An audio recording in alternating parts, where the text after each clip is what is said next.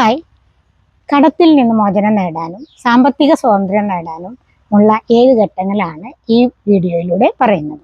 ഒന്നാമത്തത് സാമ്പത്തിക യാഥാർത്ഥ്യത്തെ നമ്മൾ അംഗീകരിക്കുക എന്നുള്ളതാണ്.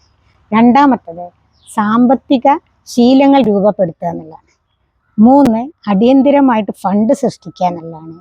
4, പേയ്മെൻറ്റ് പ്ലാൻ ഉണ്ടാക്കുക എന്നുള്ളതാണ്.